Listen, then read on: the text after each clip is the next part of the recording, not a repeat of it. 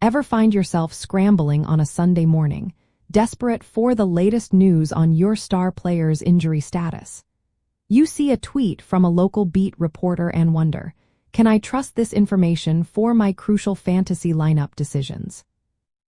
Yes, you absolutely can and should, relying on beat reporters for player status updates, but with an important understanding of their role and the information they provide.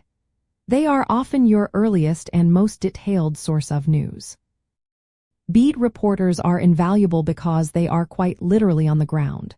They attend team practices, press conferences, and often travel with the team.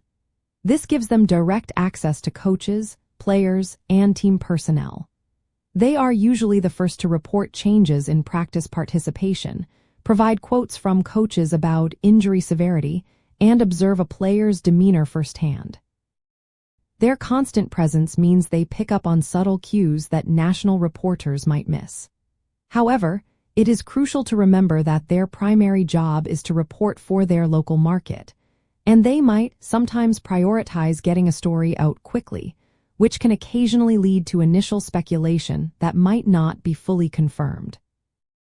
Also, teams can strategically manage injury information, and reporters, while seeking truth, are sometimes fed information that serves the team's agenda. True official updates, like a player's inactive status, typically come closer to game time.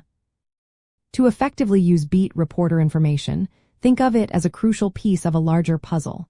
First, follow multiple beat reporters for a single team if possible.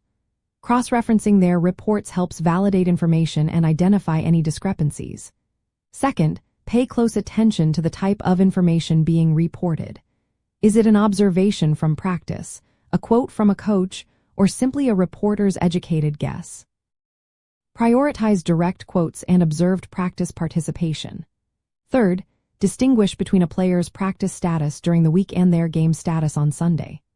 A player limited in practice might still play, while a player who did not practice all week is a much bigger concern.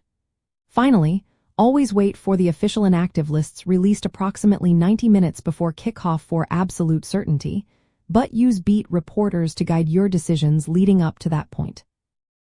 Understanding the specific injury designations can give you a significant edge.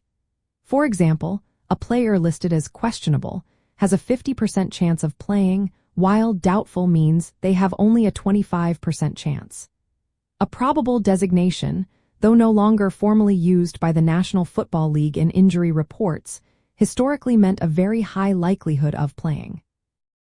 Savvy fantasy managers use these early reports to scout potential waiver wire pickups or prepare for alternative lineup options well before official declarations. Knowing the difference allows you to make contingency plans without overreacting to every speculative report.